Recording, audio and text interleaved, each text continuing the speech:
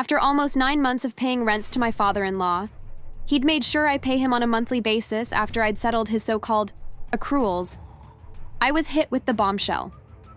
I'm getting married in a month time, and I wouldn't love to have your filthy company around. I guess that is more than enough time for you to find yourself an apartment or someplace to lay your head on. Oh, the park isn't too far, just in case. You don't have to stay in a place where you have a roof over your head, you know. I was sad and hurt, but even more, I was angry. I was angry for all the things I'd suffered in the hands of my father-in-law, if I could even call him that. My name is Christine, and I'm one of such remote workers. I won't lie, though, I never had things easy. I was married to a man who loved me as much as he loved his job, and believe me when I say my husband was nothing short of a workaholic. He worked tirelessly to make sure his firm went from a modest startup to a household name, at least, within the region and the neighboring regions. Sadly, he was one of the victims of the coronavirus pandemic. Losing him was a hard pill to swallow, but what was worse was having to deal with his father's troubles. My husband had insisted on having us live with his father. I'd tried to make us get a home of our own, but he kept telling me that I was already in our home and should make myself comfortable. I don't mean to be petty, but if you think I was ever going to feel at home in his father's place, think again. I don't blame him too much because, if I'm to be honest, I didn't put enough pressure on him. My father-in-law was actually a very nice man for as long as our marriage lasted. My desire to move was simply me wanting to stay in a place we could truly call our own rather than one owned by his father. Something about beginning to build a family legacy. After my husband's death, though, my nice father-in-law morphed into something different and far away from the good words that so described him. I'd always told you to get involved with my son's business, but you always rejected the idea. Look at you now. He is gone, and you have no basic clue of how to run and control things. It's a good thing I had my eyes and ears fixed on him. And now, guess what? I'm the most qualified person between us to take over. Okay, let me go back a bit further. You see, while my husband was alive, he had tried on multiple occasions to persuade me into joining his company, but I enjoyed my work as a social worker and didn't have any real interest in his business. He was an understanding man and never put any pressure on me. His father was understanding about it too, and joined in the persuasion parade usually, but just like my husband, never forced me into it. My father-in-law was right. I had no idea whatsoever about my husband's business, and I reckoned since he claimed to hold enough knowledge in the business, it was only fair for him to take lead. At his bidding, I introduced him to the whole company, staff and management team, as the new head of the company. What I didn't know is that I'd been tricked by my father-in-law into publicly forfeiting my rights of ownership and control over the business. He was a really smart man and made sure not to rush things. With the whole COVID crisis, I suffered a laid back in my job as a social worker, and at once decided to hop into the company, but my father-in-law closed the doors on me. I'm sorry, Christine, but I can't get you a job in the company. What do you mean? I basically own the company. I don't need a job. I only want to get involved in my role as CEO. You're not qualified to take on any roles. What CEO? You lost all your rights the day you used your own mouth to introduce me to everyone. I'm sorry, dear Christine, but you've lost it all. I couldn't believe it. I'd been played and betrayed by the man whom I believed was all I had after my husband's death. Any other person could have taken a legal action, I guess, but without meaning to slight myself, I was a bit slow. I accepted my fate and applied for a few jobs. I was lucky to secure a job as a remote worker. I enjoyed working from home in a comfy clothes and a comfortable environment. My father-in-law was almost never home, and he was kind enough to not kick me out. Or maybe it was just a matter of time until that happened. The thought of that scared me. Being a remote worker meant being at my computer more hours than off it, and that seemed to piss my father-in-law off. Will you ever get a new job again? I can't be footing all the bills while you sit around doing nothing but spend all your hours on your computer. I'm actually working, you know. I'm a remote worker, and it's so much fun. If you weren't already the head of a big firm, I could have asked you to try it out. Well, maybe you should hire some remote workers yourself. You think you're in a position to teach me how to run my company? I honestly never meant it that way, but somehow my father-in-law made it seem like I did. I'm sure it was only a means of seeking an occasion against me, and well, it was such a success. He returned home each day with a fresh allegation or the other. He returned home one evening, seemingly tipsy, and found me working on my computer. Without saying anything, he closed my laptop and before I knew it, smashed it on the floor. My whole world seemed to come to an end as I realized that he'd literally destroyed my office.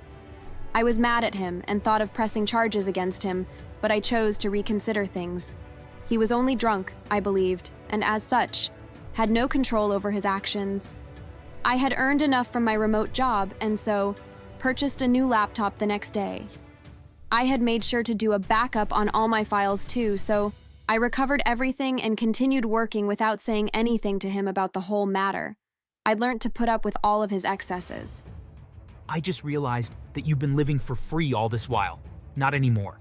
I'll give you two choices: pay rent and continue staying here, or simply leave. What? How am I supposed to pay rent here?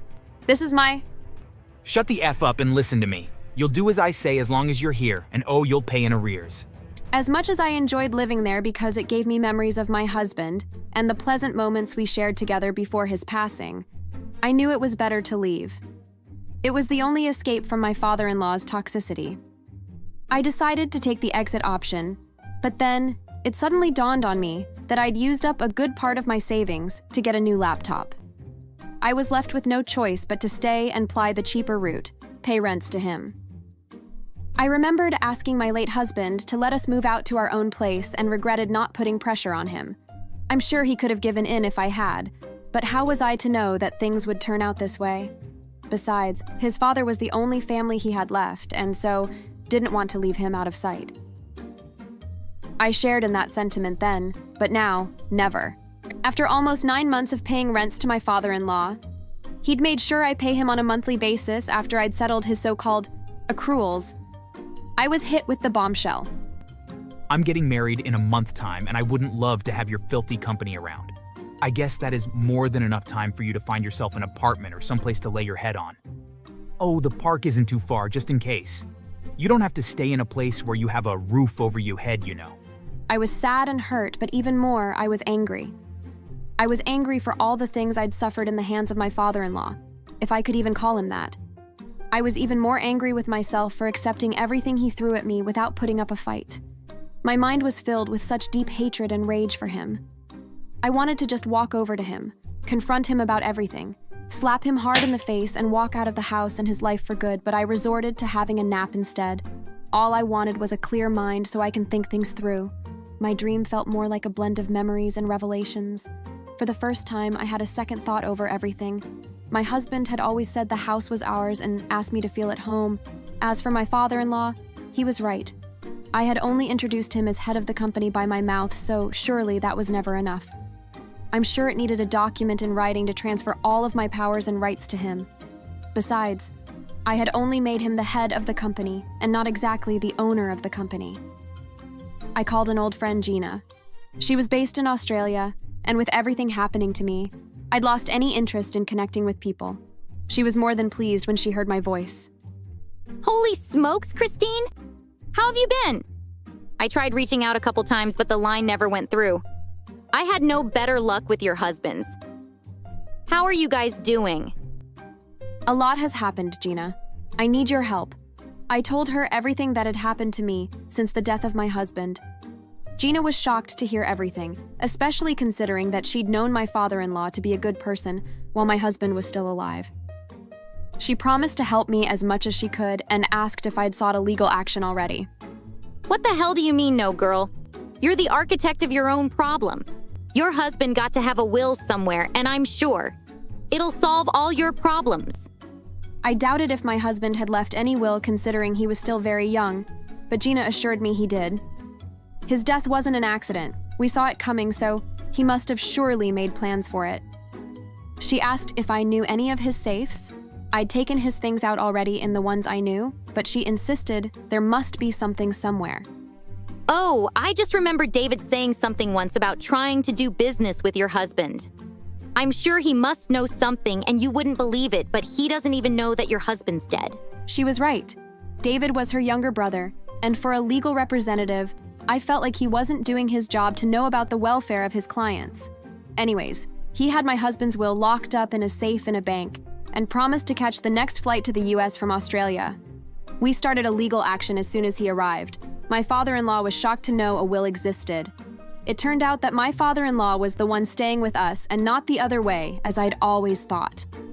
Also, I was to take charge as owner of the company. My father-in-law was given monetary compensation, but at the end, it was discovered that he'd spent above what he was willed through the company and was consequently owing me. He pleaded for mercy, and I was kind to offer him one. How? I made him work in the company as a cleaner until he was able to pay off his debts and allowed him live in the house, but as the gateman. That was humiliating for him, I knew, but it was only part of my plan to have him leave on his own. 3 months after putting up with the shame and embarrassment, he couldn't take it any longer and attempted to take his life. He was saved and taken in for a rehab program. Whatever becomes of him, I honestly don't care. For me, he's as good as dead. Thanks for watching. Make sure to subscribe and leave a comment down below saying I subscribed, and we will try our best to reply to your comment.